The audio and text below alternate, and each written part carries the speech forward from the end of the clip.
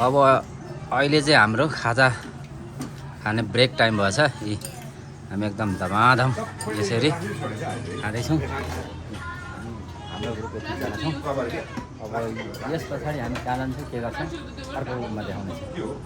Photo बिना ब्याङ्कको खाता हुन्छ थोरै मात्रै हो। हामी चाहिँ दोलाल घाटको कताबाट जाने यतैबाट सिधै भने पुल तर्दैछौँ। हामी चाहिँ अहिले चाहिँ यो सुकुटे भन्ने ठाउँमा आइदिएको छौँ। हाम्रो ग्याङ यत्र छ। हजुर यही उहाँले चाहिँ बाटो देखाउनुहुन्छ। हामी यहाँ एकदम सिधा जानुहोस्, यता रिसेप्सनमा गएर ट्याक्क अर्डर सर्डर गर्नुहोस् भन्नुभएको छ। अनि हामी त्यतातिर जाँदैछौँ। तपाईँहरू पनि यदि काठमाडौँ आसपास हुनुहुन्छ भने चाहिँ यो ठाउँ चाहिँ घुम्न चाहिँ आउनु होला। एकदम दामी छ, एकदम रमाइलो दृश्य। यहाँ पौडी खेल्ने यताउता सबै छ। मलाई चाहिँ मिनुले यसरी झोला बोक्नु लाग्छ, ऊ त्यसरी हिँडेछ मिनु। माछा मार्न जाँदा माछासँगै जाने हो कि भन्ने चाहिँ डर लागेको छ। अब चाहिँ हामी यसरी उखेको भात चाहिँ अब ट्याक्क प्लेटमा लगेर अनि बसेर खान्छौँ। भात यसरी हाल्दै हुनुहुन्छ हाम्रो मिनु दिदी अनि उर्मिला दिदी थाल पुर्दै हुनुहुन्छ। अब म चाहिँ यहाँ यसरी थाल बोकेर जाँदैछु। अब त्यहाँ गएर भात हाल्छु पर्छ जस्तो छ।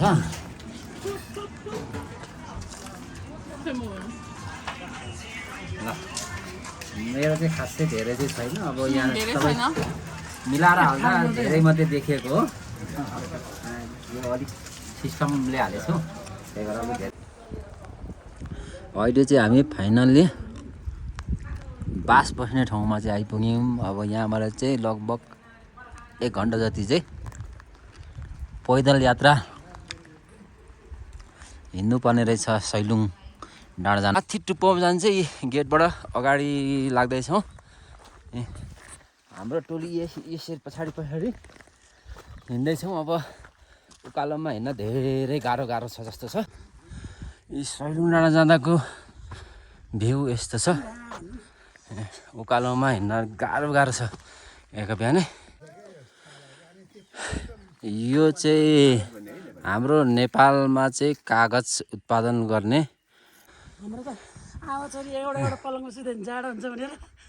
यो चाहिँ गाई ढुङ्गा अरे।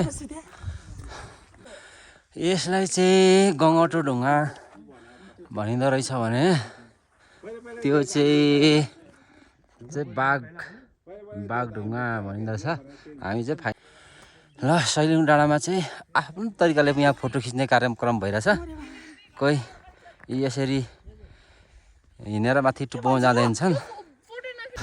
अब चाहिँ हामी फाइनल्ली सैलुङ डाँडामा टुप्पोमा आएर यस्तो डाँडा एकदम बिहानी मौसममा एकदम भर्खर घाम लागेको। यतापारि हिमाल, यो चाहिँ के भन्छ नेपालमा बसे। हामी चाहिँ एकदम माथि टुप्पामा आएर चाहिँ गुम्बामा कोही पूजा गर्नु गएको छन्। म चाहिँ एकदम यसरी यो पारीका डाँडाहरूमा कुहिरोहरू ढकमक्क लागेछ। आज चाहिँ अहिले 1 मिनट अगाडि घाम लागेको थियो, 1 मिनट पछाडि यस्तो हुस्सु लागेर पुरै यस्तो बनाएको छ।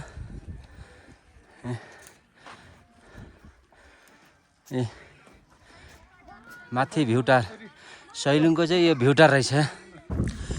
ल अब चाहिँ हामी फाइनली यो सैलुङ डाँडा चाहिँ घुमेर अब हामी चाइनाको ग्रेट वाल जान नसके पनि अब नेपालको ग्रेट वालतिर चाहिँ जाँदैछु। यहाँबाट यता गएपछि नेपालको ग्रेट वाल पुग्छौँ। अब त्यहाँ पुगेपछि कस्तो हुन्छ म फेरि देखाउने छु। ल अब चाहिँ हामी चाहिँ यहाँ फाइनल्ली यो मिनी ग्रेट वालमा आइपुगेको छौँ। अब चाइनाको ग्रेट वाल जान्न सके पनि हामी अहिले नेपालको ग्रेट वाल चाहिँ आइपुगेको छौँ। ल यी चाइनाको ग्रेट वालमा चाहिँ यसरी जाँदैछु म। चाइनाको ग्रेट वालमा यसरी हिँड्दैछु। नेपालको ग्रेट वाल, चाइनाको नभए पनि नेपालको ग्रेट वाल चाहिँ पुग्ने आज मौका मिल्यो।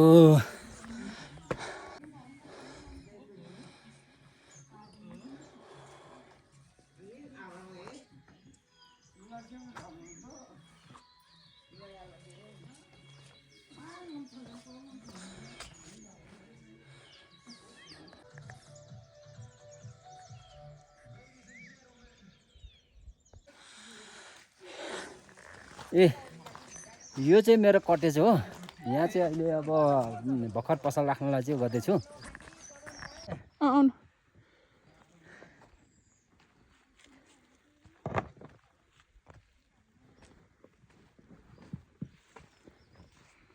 फोटो